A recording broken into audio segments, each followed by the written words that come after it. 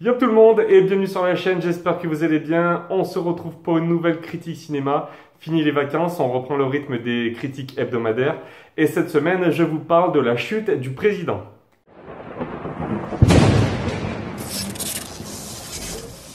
Alors ce film, La Chute du Président, je sors tout juste de la séance de cinéma.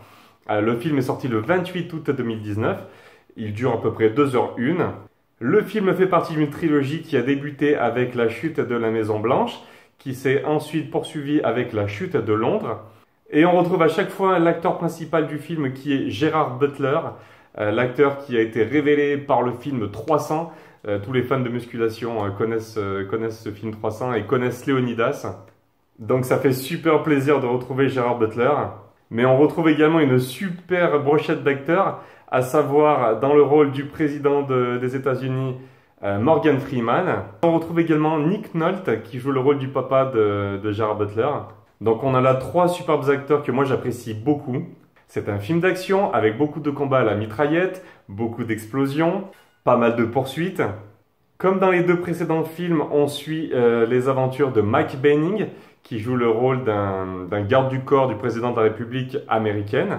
Il n'y a rien de bien original en ce qui concerne l'histoire principale du film, mais les acteurs jouent super bien, le film est plutôt bien rythmé.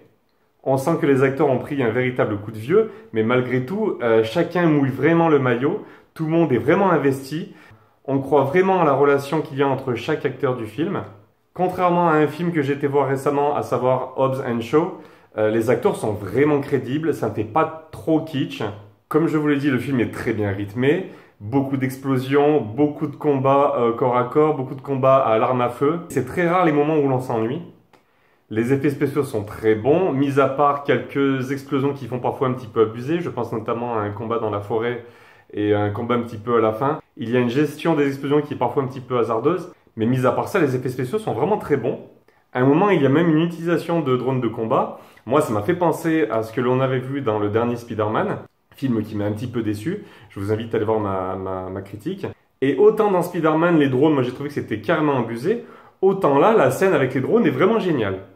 Le film m'a vraiment rappelé les classiques du cinéma des années 90-2000 en termes de films d'action. Donc certes, le film ne va pas révolutionner le genre, mais sincèrement, tout ce qu'il fait, il le fait assez bien. Moi, j'ai passé un excellent moment. J'ai largement préféré ce film au spin-off de Fast and Furious, Hobbs & Shaw, qui est actuellement à l'affiche. Il est largement mieux équilibré, les acteurs jouent beaucoup mieux, ils en font pas des masses. Je ne vais pas m'attarder longtemps sur ce film, vous avez compris, je l'ai vraiment apprécié. Et pour toutes les raisons que je vous ai évoquées, j'ai décidé de lui mettre la note de 14 sur 20.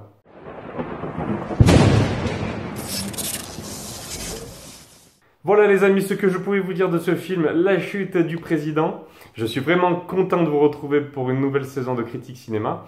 Si ce genre de format vous plaît, eh bien n'hésitez pas à vous abonner à la chaîne. N'hésitez pas à laisser un petit commentaire. Je ne fais pas ça pour être rémunéré, je gagne très bien ma vie. Je suis là sur YouTube pour partager avec des fans de cinéma. Donc n'hésitez pas à me dire ce que vous avez pensé vous aussi du film. Sur ce, je vous dis à la semaine prochaine. Salut tout le monde!